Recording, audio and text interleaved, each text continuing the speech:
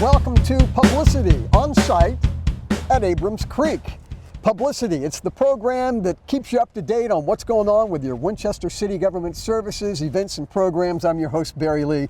On this episode, we're going to talk about something very near and dear and precious to all of us, and that is fresh waterways. Joining us for this episode is Kelly Henshaw. She's a city engineer, and Kelly, it's great to have you with us. Thanks. You know, when we talk about keeping our streams and so forth clean, it's interesting to note that a young George Washington, his very first, or one of his very first bits of legislation when he was with the House of Burgesses, was to make an ordinance that pigs had to be kept out of the town run. So even George, way back in the 1700s, knew we had to protect our waterways. Absolutely. And you know, when we talk about, you know, flushing our commodes and draining our dishwater and so forth, that goes to the water treatment plant. But what goes on top of the ground, what goes into the streams, what goes through the storm drains, that's not treated. That's right. There's no treatment for that. And so we have to be really careful about what makes it into those storm drains, because it really just dumps in the creek.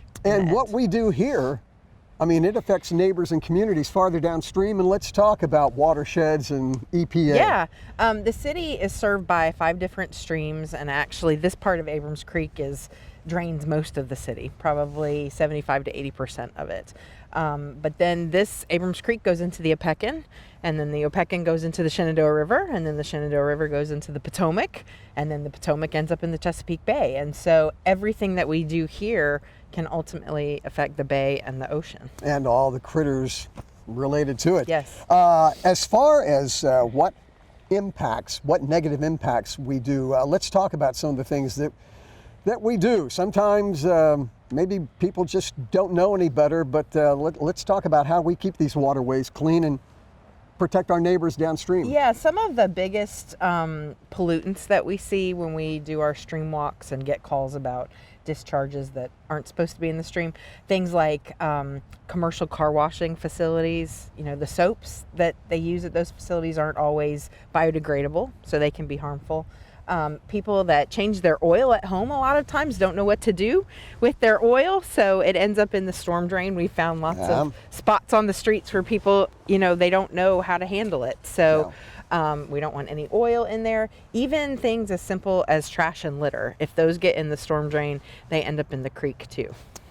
Animal waste, what about that? Oh yeah, that's a big one. People don't think about the impact that not picking up after your dog can have.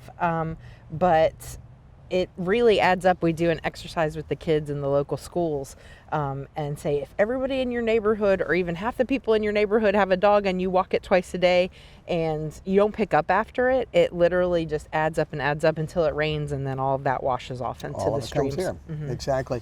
Tell me about 311. If we see something and you say, you know, that just doesn't look right, that shouldn't be going into our waterways, what's 311? Well, 311, if I remember correctly, is a service that the city is offering where you can call or text, and those complaints or reports come to the office that needs to pay attention to those. So we can get stormwater complaints that way. We also have a stormwater hotline that people can call, and you don't have to leave, you know, your name if you see something and you don't want it to come back to you. Right. We investigate all complaints. Obviously, if you leave your contact information, we can follow back with you and make sure we get all the details correct. Excellent. Recently, the engineering department put out an evaluation, was asking input from the citizens. Tell us what that's all about. Yeah, as part of our stormwater permit with DEQ, we have to annually assess how good of a job we're doing. So one of the questions we like to ask is, did you even know that we have a stormwater program?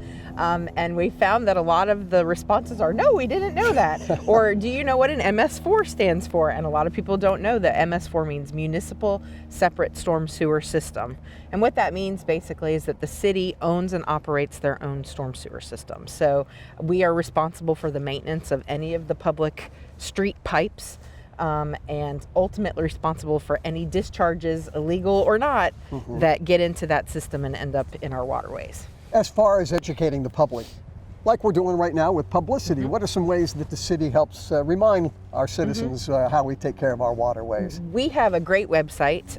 It has all of our stormwater information on it from the last probably 15 years.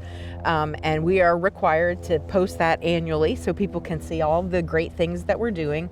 As part of our program, we have to write a program plan. So people can go in there and they can read about all the activities that we include in our plan.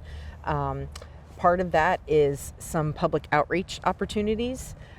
We try to do a stream cleanup event in conjunction with our arborists and our Arbor Day celebration, and do some tree planting and cleanup at the same time. That's usually in April.